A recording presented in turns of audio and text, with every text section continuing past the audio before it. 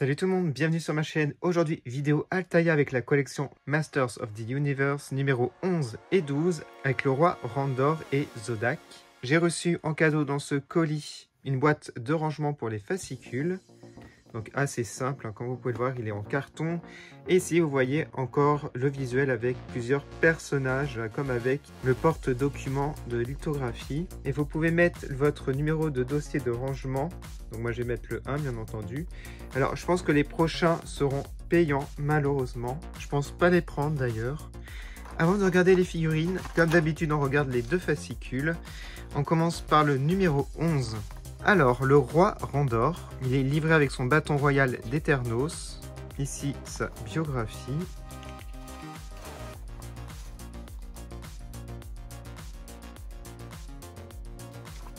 Waouh, vous avez un poster vraiment magnifique. On a même She-Ra, Hordak. Je pense que c'est mon préféré parce qu'il y a plein de personnages que je reconnais et que j'adore. Dans celui-ci, et bien sûr Hordak et She-Ra. Le palais d'Eternos, le foyer de la famille royale, les trésors de la famille royale, avec le sceptre du pouvoir. Et voilà, on passe au numéro 12. Alors voici la figurine de Zodac, harnais intemporel, laser auréal, le combattant cosmique. Alors, je ne me rappelle pas trop de ce personnage par contre. Il m'a pas marqué. Et je ne l'ai pas eu en figurine classique. Alors le mini-comic en continu, série 1, 1/4, partie 6. Il y en aura plein de toute façon de ça. Les 5 satellites, les lunes de la nuit éternienne. Les combattants cosmiques. Et voilà.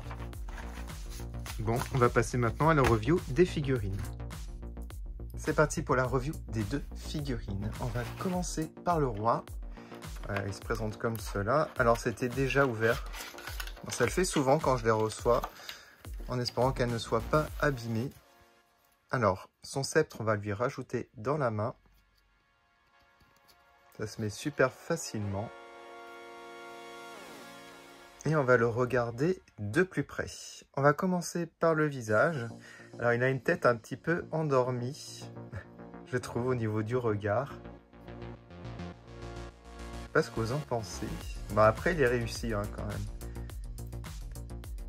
Mis à part ça, la finition est plutôt pas mal, comme vous pouvez le voir. Bon, il n'y a pas énormément de détails, par exemple, sur son médaillon. Le sceptre est d'une seule couleur. Bon, ça va encore. Je vous montre l'arrière de la figurine. Il n'y a pas trop de défauts, elle n'est pas parfaite. C'est pas du tout mon personnage préféré en plus. Mais il reste quand même convenable. Alors on va passer à Zodac, qui a l'air beaucoup plus réussi, je trouve. Le voici. Ouais, bon, bah je le préfère largement. On va lui rajouter son arme dans la main droite.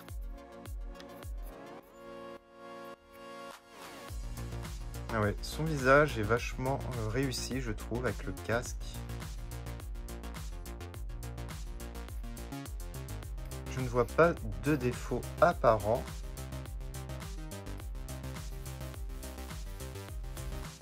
C'est une figurine assez simple, je dirais quand même.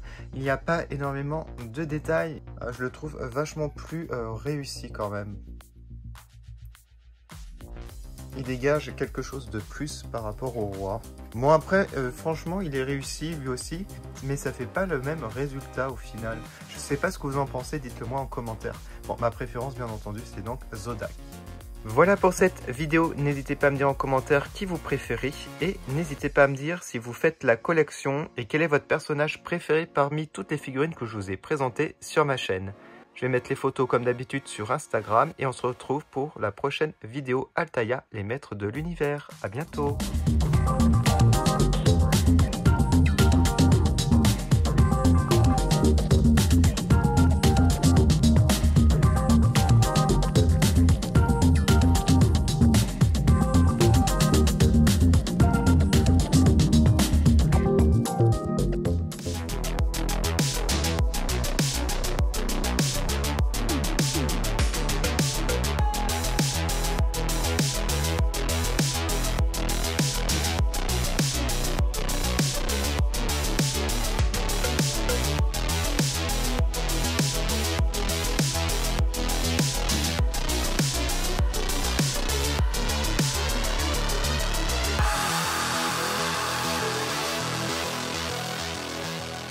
Música